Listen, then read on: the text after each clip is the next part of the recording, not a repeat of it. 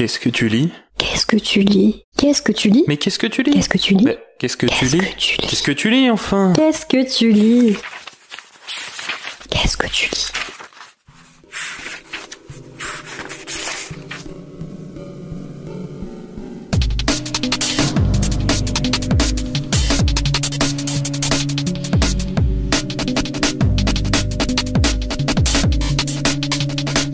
Salut à tous et bienvenue sur KTB Radio dans l'émission Qu'est-ce que tu lis?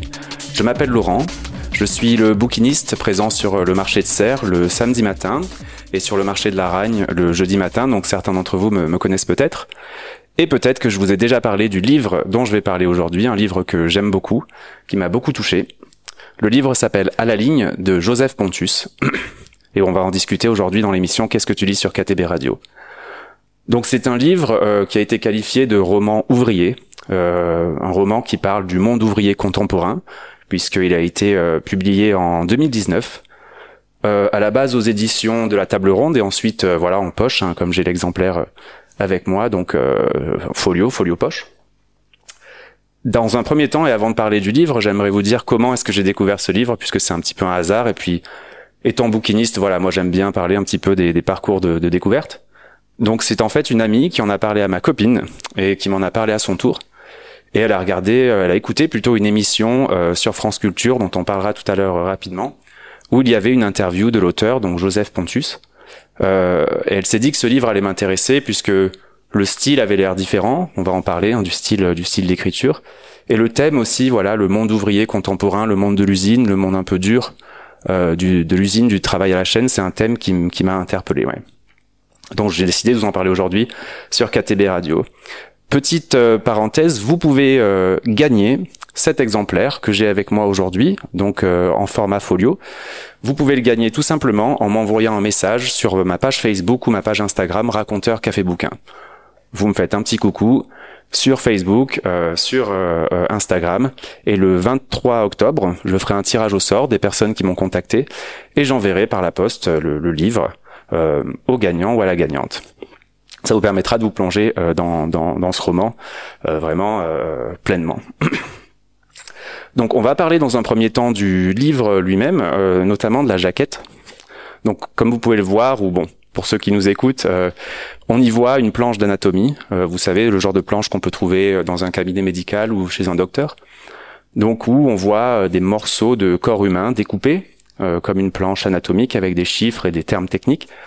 Pourquoi ? Parce que le corps dans ce roman, dans le roman À la ligne, est très important, est au cœur du sujet, puisqu'on parle d'un ouvrier, d'un travailleur dans une usine, et de la difficulté, de l'usure du corps, de la dureté du corps qui est mis à l'épreuve par les machines, par le travail physique. Donc ça, on va y revenir, mais je trouvais que c'était un bon choix de jaquette, voilà, qu'a fait l'auteur et l'éditeur.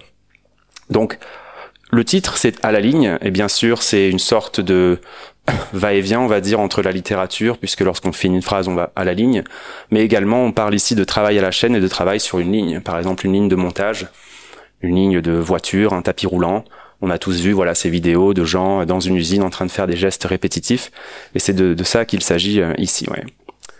Un sous-titre, Feuillet d'usine. Donc Feuillet d'usine, c'est un clin d'œil à un livre de René Char. Donc René Char, c'est un poète, un résistant, et il a écrit Les Feuillets d'hypnose. Et je sais que Joseph Pontus est un grand admirateur de René Char puisqu'il le cite plusieurs fois dans le livre. Ce roman a reçu le prix RTL Lire en 2019 et a été nommé pour d'autres prix, notamment Sélection, prix des lycéens et d'autres prix, parce que ça a été un énorme succès.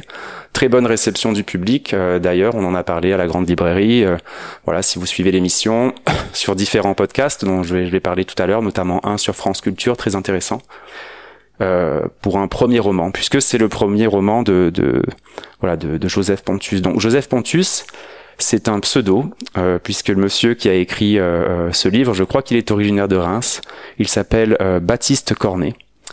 Et malheureusement, il est décédé d'un cancer en 2021. Donc c'est son premier et unique roman, malheureusement. Et c'est vraiment dommage parce qu'il a un talent incroyable. Et on aurait aimé pouvoir lire plus de choses de lui, mais malheureusement, ce ne sera pas possible. Il nous laisse juste ce roman entre les mains. Donc pourquoi est-ce qu'il a choisi le pseudo Joseph Pontus? Donc on a un peu une théorie avec ma copine toujours. On pense que c'est parce que Joseph, c'est en référence à Saint Joseph, tout simplement. Donc qui est le saint patron, alors saint patron de plusieurs choses, mais de la famille, mais des travailleurs. Et pourquoi Pontus? Bien tout simplement parce que Baptiste Cornet, c'est l'héritier, il fait partie de la famille d'un monsieur qui s'appelait Pontus de Thiard et qui était un poète au XVIe siècle, je pense, si je dis pas de bêtises. Et dans son roman, il cite plusieurs fois des poèmes et des extraits des écrits de Pontus de Thiard. Donc Joseph Pontus, une sorte de combo, voilà, hommage à son ancêtre et à la fois à Saint Joseph. Avant de vraiment rentrer dans le vif du sujet, je vais vous parler du style du livre, avant de parler de l'histoire. Mais avant ça, je vous propose d'écouter un morceau, une musique. Peut-être que certains d'entre vous la reconnaîtront. On en parlera ensuite après, puisqu'elle est directement liée au thème du livre. On écoute.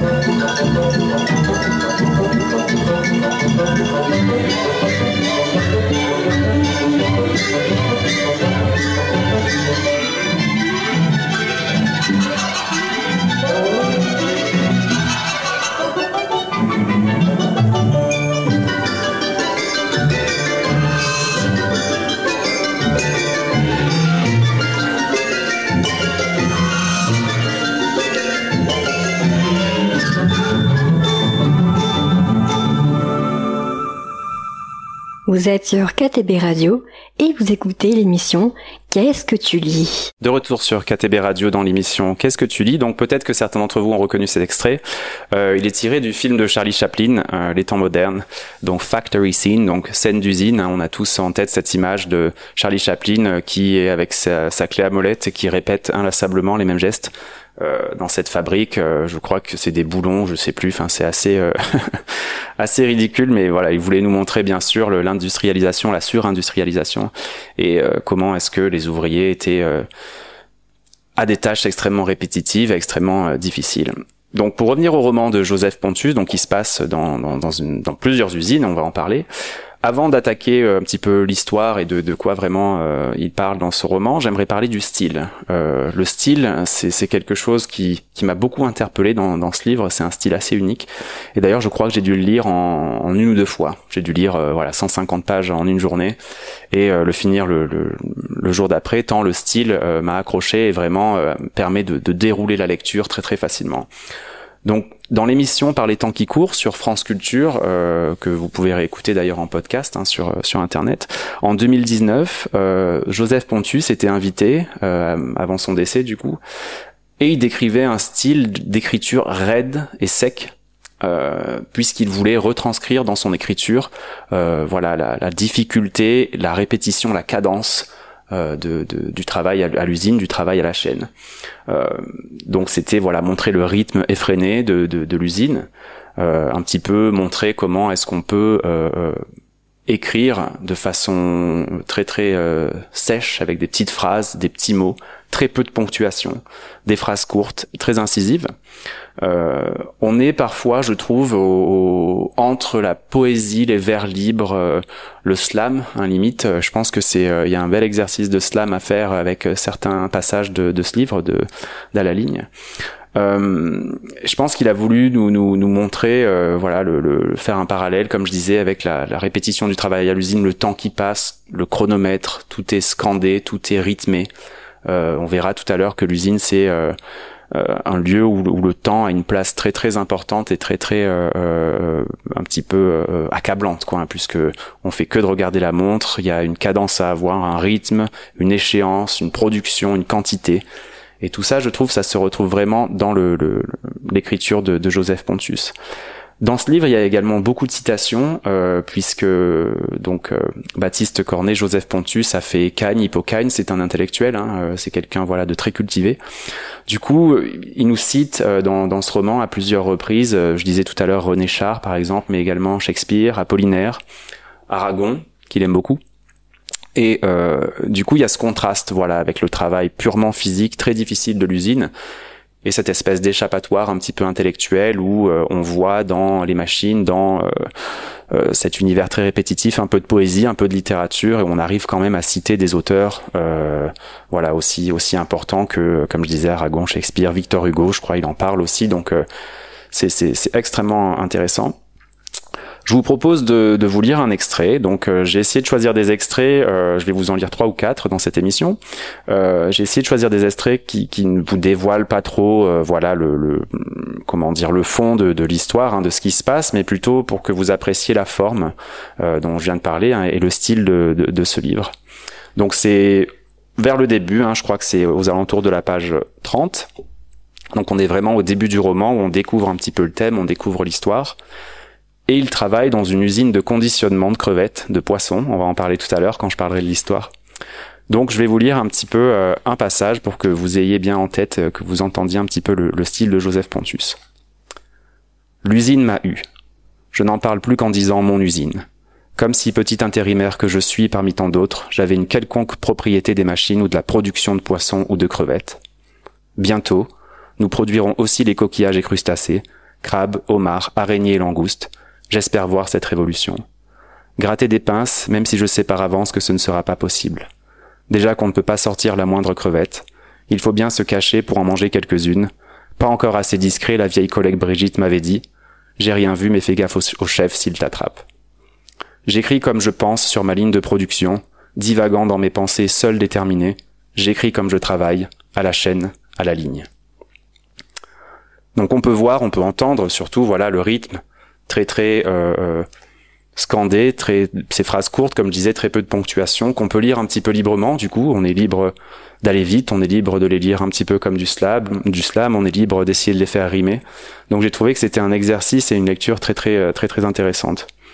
Je vous rappelle, avant qu'on écoute un deuxième extrait musical et avant de parler donc de l'histoire, puisque pour l'instant on connaît le thème, on connaît l'auteur, mais on connaît pas vraiment de quoi il retourne dans ce roman. Je vous propose d'écouter un deuxième extrait musical et ensuite on parlera vraiment de l'histoire et du cœur de À la ligne.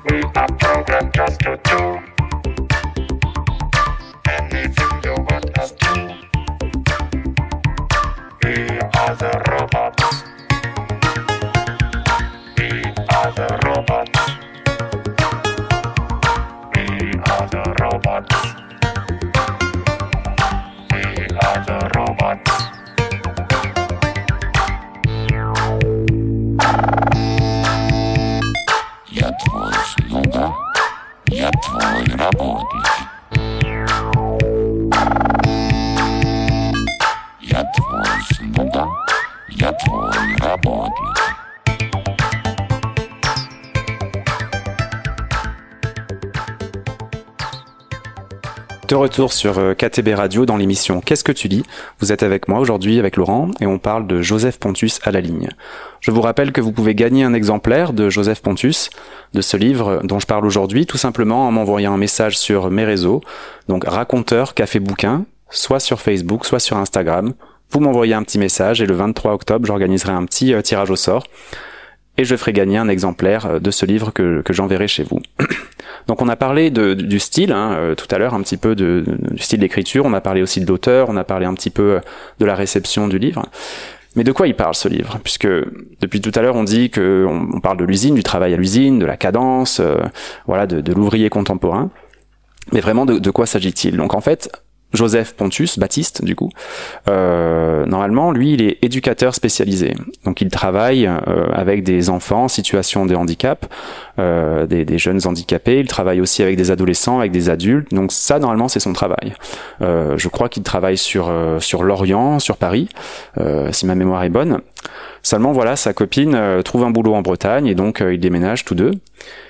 Et il ne trouve pas de travail dans sa branche. Voilà, comme on dit, dans sa branche, c'est un peu bouché, il n'arrive pas à trouver de travail, donc il va devoir trouver un boulot, n'importe quel boulot. Et la solution la plus simple, quand on cherche du boulot, dans n'importe quel endroit, n'importe quelle ville, c'est de passer par les agences d'intérim. Donc c'est ce qu'il va faire. Et les seules opportunités de travail qu'il va trouver en Bretagne, où il habite avec sa copine désormais, c'est dans l'industrie, dans des usines agroalimentaires, dans des espèces de trucs énormes qui produisent des quantités de nourriture quotidienne assez incroyables. Donc pour lui, c'est un peu un choc, c'est un vrai choc dans le sens où il n'a jamais fait ça. Il n'a jamais travaillé dans un univers comme celui-ci. Et comme je disais tout à l'heure, c'est un peu un intellectuel. En plus, c'est quelqu'un qui est très cultivé, qui questionne beaucoup les choses, qui lit beaucoup. Donc lui, ça va être une complète découverte.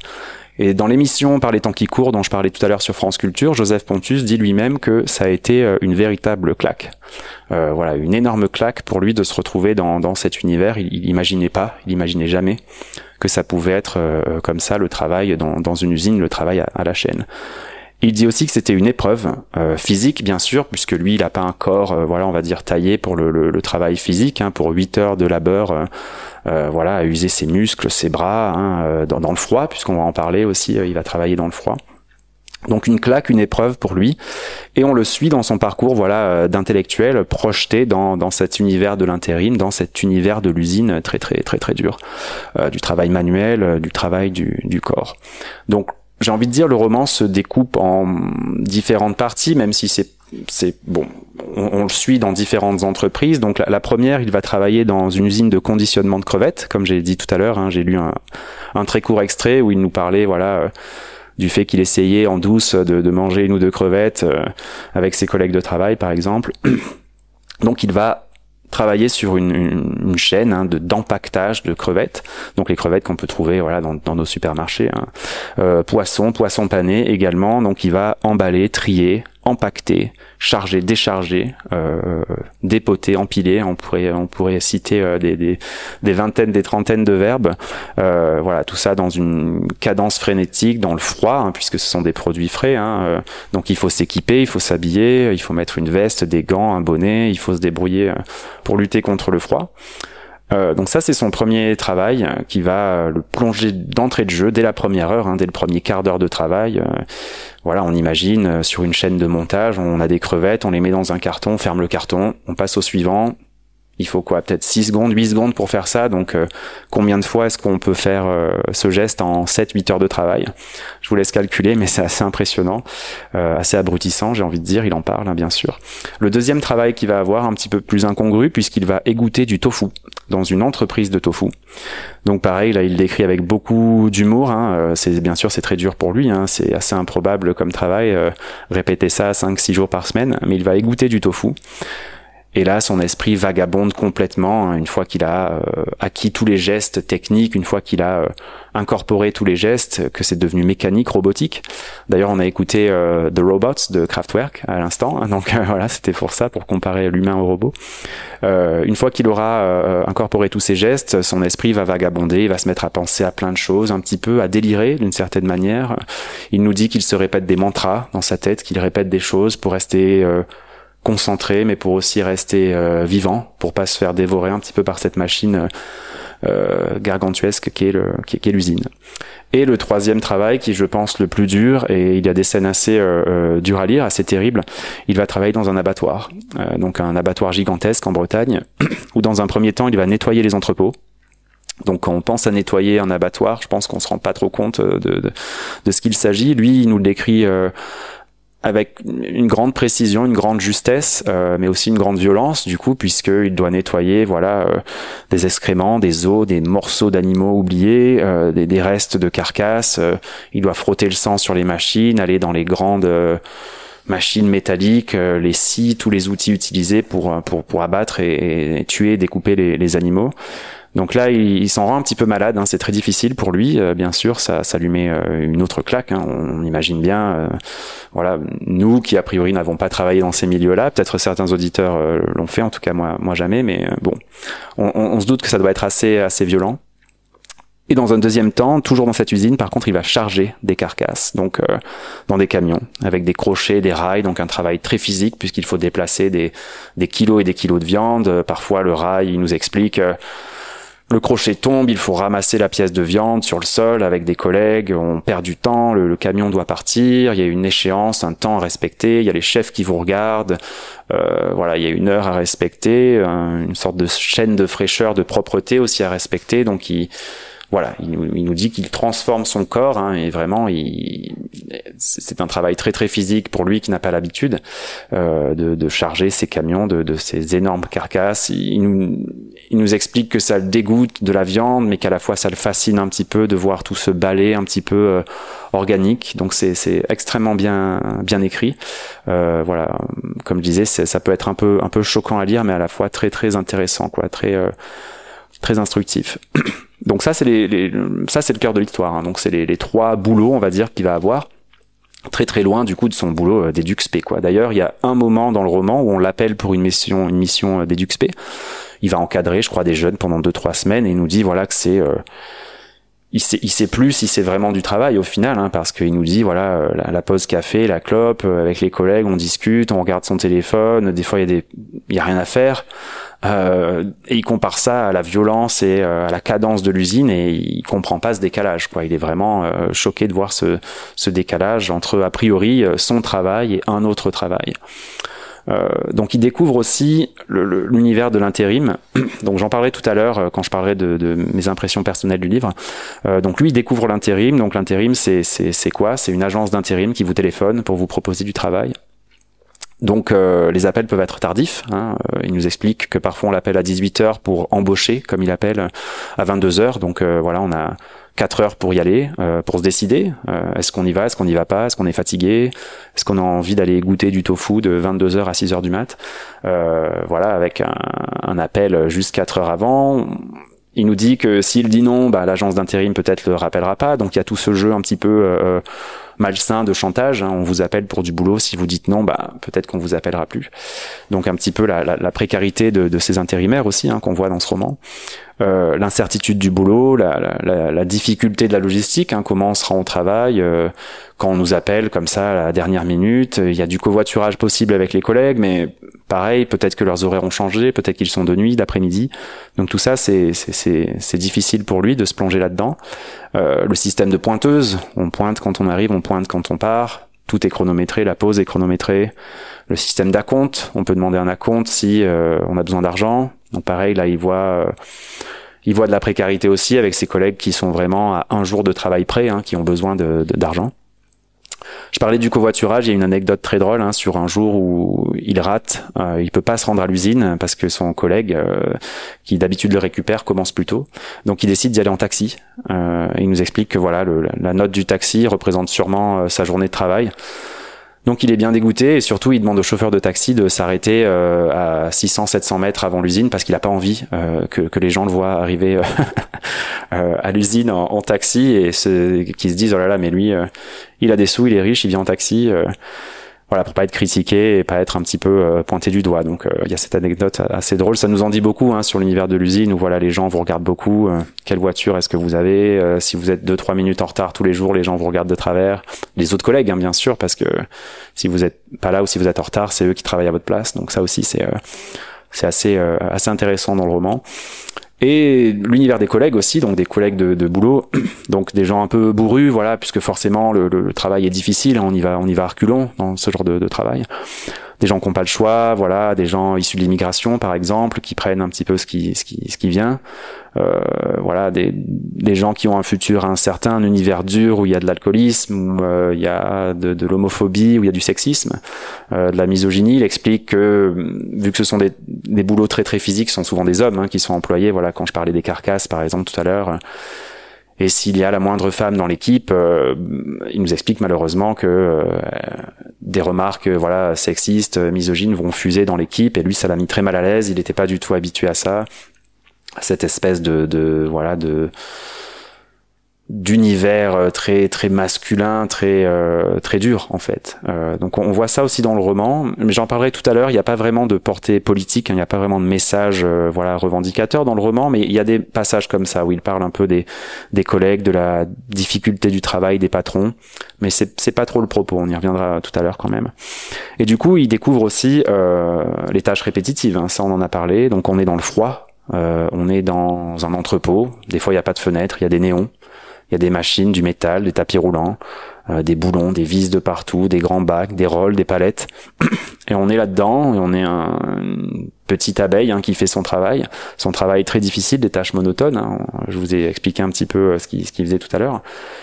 Et où tout tourne autour du temps. Voilà, on embauche, il dit parfois à 22h, on finit à 6h, on a 6h du matin, on a une pause de 20-25 minutes. Tout est chronométré, on a une grosse horloge au-dessus de la tête, on répète 100 fois son geste, on lève la tête, on se rend compte qu'il y a que 7 minutes qui sont passées par exemple. Le temps qui s'égrène doucement comme ça, qui a un impact sur la psychologie, qui empoisonne un petit peu le travail. Ça a été très très dur pour lui, voilà. Tout est chronométré, il nous explique qu'il est trop fatigué pour parler à la pause, que parfois quand il rentre chez lui, il est trop fatigué. Donc c'est assez terrible, voilà, de le voir évoluer dans cet univers. Il dit que ses collègues à la pause ont les yeux dans le vague, ne parle de rien, pas vraiment. On boit son café, on fume sa cigarette et on attend d'y retourner puisqu'on sait que plus vite on y retourne, plus vite on sera parti. Mais en même temps, on n'a pas envie d'y retourner parce que c'est un travail très très compliqué, très dur. J'ai parlé du froid, le bruit bien sûr, hein, on imagine dans ces usines, voilà, les camions, les machines de découpe, d'emballage. J'en parlerai aussi un petit peu tout à l'heure puisque j'ai eu un petit peu d'expérience dans des usines comme ça. Donc lui, il se confronte à ça. Voilà, donc les bouchons d'oreilles, hein, tout l'équipement. Il nous explique pour lutter contre le froid, il y a des paires de bottes qui sont mises à la disposition des ouvriers, mais on ne sait pas qui les a mises. Hein. Donc peut-être que voilà, il y a des maladies là-dedans, on ne sait pas trop l'hygiène des autres. On utilise de l'équipement qui est pas à soi, des gants, donc il découvre tout ça et il est vraiment sous le choc, quoi. Et la fatigue, bien sûr, hein, il nous parle donc du week-end salvateur qu'il attend, mais en même temps, quand le week-end arrive, il sait que ce n'est qu'une pause temporaire dans cet enfer, qu'il va devoir y retourner le lundi ou parfois le dimanche, hein, parce qu'il est appelé le dimanche. Donc le temps qu'il utilise pour se reposer, il sait que ce sera du repos, mais pas vraiment pour lui en fait. Il repose son corps, son esprit pour être prêt à repartir à l'usine. Il n'arrive pas à profiter en fait. Il nous le dit dans un passage. L'usine, je l'emmène chez moi, quoi. Elle me suit de partout, elle me regarde par-dessus mon épaule. Et ça, c'est assez terrible, surtout parce que lui, voilà, c'est une expérience temporaire, hein, c'est une expérience d'intérimaire. Mais il nous dit qu'il y a des gens qui sont sur la chaîne des crevettes ou des bulots, ça fait 6 ans, 7 ans qu'ils sont là. Donc des personnes qui sont là, payées au SMIC, à répéter les mêmes gestes, 35, 40, 45 heures par semaine. Voilà, quel est leur futur à ces gens-là, quels sont leurs rêves. Ils se posent toutes ces questions, hein, puisque comme j'ai dit, le temps est omniprésent, mais à la fois, quand on maîtrise les gestes, hein, comme il nous dit, on peut vagabonder dans son esprit, on se pose des questions, on pense à son couple, à sa vie, à sa carrière, on pense au travail, on pense à l'univers de l'usine, on pense à l'univers capitaliste, on remet plein de choses en question, et Joseph Pontus le fait beaucoup dans son roman. C'est très intéressant à lire, ce choc entre voilà d'où il vient et où il va. Son travail initial et son travail temporaire, c'est pour voir la difficulté de ce boulot de l'usine, c'est très intéressant. Je vais vous lire un deuxième extrait. Donc justement, il parle un petit peu de ses collègues. Donc il y en a avec qui il discute un petit peu, hein, voilà, de choses très très simples. Mais globalement, la communication, c'est pas quelque chose d'encourager déjà. Puis on peut pas. Hein, il y a du bruit. Voilà, on est chacun sur sa tâche avec ses bouchons d'oreilles. On se crie dessus, on fait des gestes, hein, pour communiquer. Et à la pause, comme je disais, on est trop fatigué pour discuter. On parle de choses et d'autres. Combien il reste aujourd'hui? Il reste 4 tonnes, il reste 5 tonnes, il reste 6 tonnes.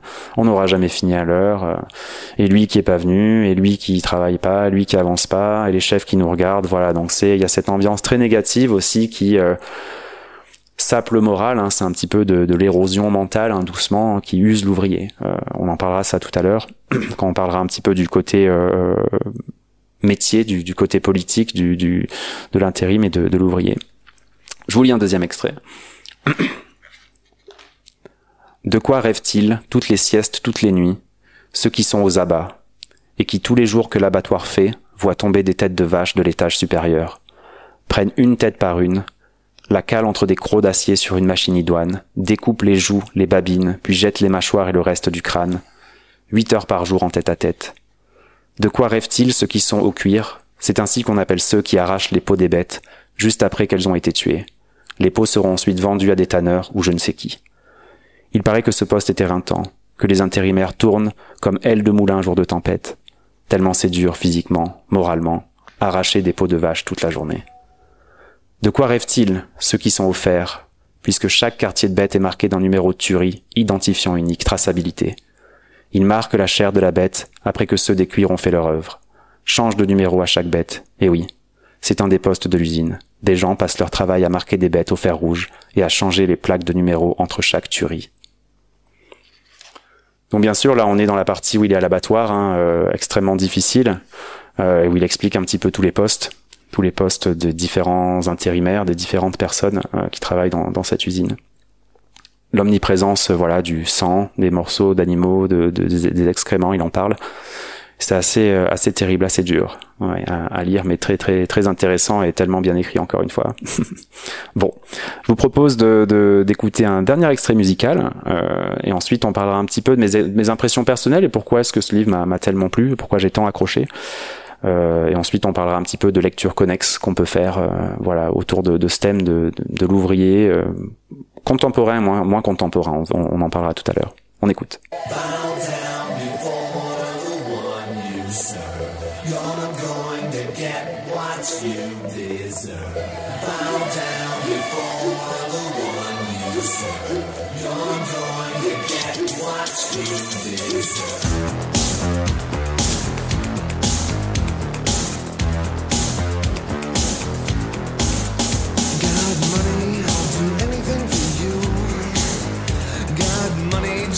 Tell me what you want me to.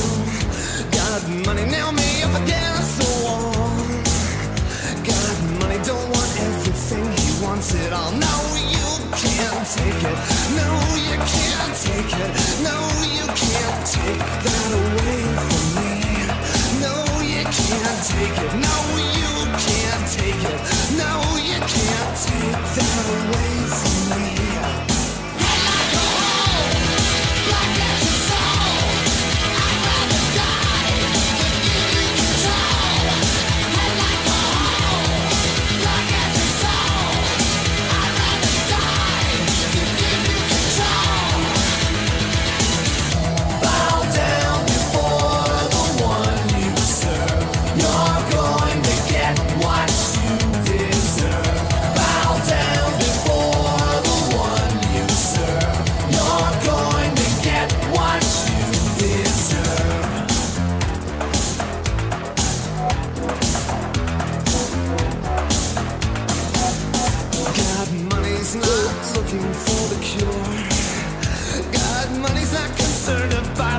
Among the pure, got money, let's go dancing on the backs of the bruised. Got money's not one to choose.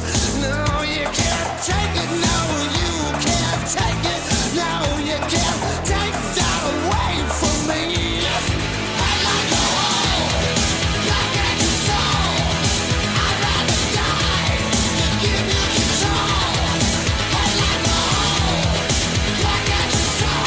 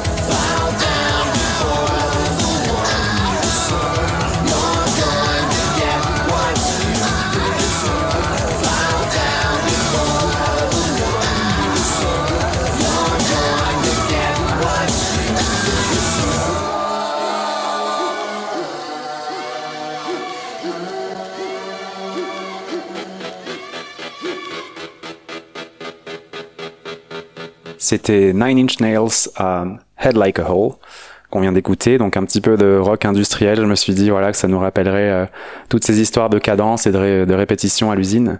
Donc dernier extrait musical sur KTB Radio. Dans l'émission Qu'est-ce que tu lis, on parle de Joseph Pontus à la ligne. Donc je vous ai parlé voilà de l'histoire un petit peu, du style du livre, d'un petit peu ce qu'on y découvre. J'aimerais maintenant vous parler un petit peu de mes impressions personnelles, de pourquoi est-ce que j'ai tant aimé ce livre. Donc je pense que c'est l'un des premiers livres que je lis sur sur les ouvriers contemporains, voilà, parce que j'ai lu voilà La Bête humaine, hein, j'ai lu Germinal, bien sûr, j'ai lu des choses un petit peu plus anciennes hein, sur le monde ouvrier. C'est un univers qui m'intéresse beaucoup. Et je pense que ce roman m'a interpellé dans le sens où j'ai dû faire moi-même de l'intérim quand j'étais plus jeune, hein, pendant mes études. Donc j'ai des souvenirs voilà de missions d'intérim où j'emballais des bouteilles de vin, par exemple, pendant 6 heures, 7 heures d'affilée, hein, sur un tapis roulant. J'ai déchargé des camions, j'ai chargé des pneus, j'ai fait voilà plein de choses un petit peu différentes, j'allais dire un peu absurdes, mais c'est pas absurde, hein, bien sûr que non, c'est du travail, il faut qu'il soit fait. Mais j'avoue que c'est pas quelque chose dont on se rend compte dans notre quotidien. Voilà, lorsqu'on est dans notre supermarché, qu'on voit les rayons pleins, lorsqu'on se balade et qu'on a tous ces services, tous ces produits à notre disposition, on se rend jamais trop compte de la difficulté qu'il y a derrière, du travail qu'il y a derrière, la logistique, le transport, l'approvisionnement, les gens qui chargent, déchargent, la manutention, le transit, les palettes, les rayonnages énormes des entrepôts qui font des centaines, des milliers de mètres carrés. Tout ça, on s'en rend pas compte. Et du coup, quand on fait de l'intérim et qu'on est envoyé dans des missions comme ça, on le voit. On voit aussi la souffrance un petit peu des gens. On voit comment est-ce que le travail a transformé les gens. On rencontre des petits chefs qui sont pas très agréables. On voit des collègues qui ont la tête pleine de rêves, qui veulent s'en sortir, qui nous disent que ce travail-là est juste temporaire. Et on espère pour eux que c'est temporaire. Mais voilà, Joseph Pontus m'a plongé là-dedans, m'a rappelé un petit peu tout ça. Donc avant d'avoir mon métier aujourd'hui, de travailler, je suis passé par là aussi un petit peu à moindre échelle, hein. J'ai pas travaillé dans un abattoir, mais j'ai emballé des choses sur des lignes. J'ai travaillé à 9 degrés dans des fruits et des légumes que je transportais, apportais des tonnes par jour, des transpalettes, des palettes à gerber, à dégerber, tout ça. Donc ça m'a rappelé, ça m'a replongé là-dedans temporairement, et ça m'a fait du bien puisque ça m'a aidé à me souvenir, hein. C'est important de penser à ces gens-là. Pendant le Covid, on parlait des gens qui sont en première ligne, et je pense qu'ils en font partie aussi, hein, puisque voilà, quand on va, encore une fois, comme je disais, au supermarché acheter son paquet de pâtes, c'est bien de penser à tous ces gens qui ont dû porter des kilos et des kilos de pâtes déballées, emballées, pour que nous on puisse les acheter à 1 euro très facilement dans un magasin. Voilà, donc Joseph Pontus nous rappelle ça, et je pense que c'est une très bonne chose. Ouais. Donc, ce qui m'a plu aussi, c'est que c'est un livre des sens, à mon sens, j'allais dire, voilà, puisque c'est un livre de l'odorat, hein, de l'odorat. On a parlé de l'abattoir. C'est un livre du toucher avec toutes les tâches répétitives manuelles qu'on voit Joseph Pontus effectuer. Le bruit, bien sûr, l'ouïe, hein, la cadence, les machines, le bruit infernal des machines. Tout ça aussi, donc c'est un livre des sens, et c'est tellement bien écrit qu'on est plongé dans cet univers complètement, quoi. Notre corps est pris dans ce récit. On imagine la souffrance, la fatigue, on imagine le poids des charges, la sueur, la souffrance, on imagine tout ça, quoi. Donc ça, c'est quelque chose qui m'a beaucoup plu aussi dans ce roman, beaucoup interpellé. Une autre chose que j'ai trouvé intéressante, c'est que c'est pas un livre qui se positionne vraiment, c'est pas un livre politique, hein. Quand on pense roman ouvrier, on se dit oh là là, il va y avoir plein de syndicats là-dedans, on va critiquer les patrons. Non, pas vraiment. Lui, j'ai l'impression qu'il fait un travail un petit peu d'ethnologue, quoi. Il le dit un petit peu d'ailleurs dans cette émission France Culture dont je parlais tout à l'heure. Il écrit, il y est pas allé pour écrire, voilà. Il y est allé parce qu'il fallait travailler.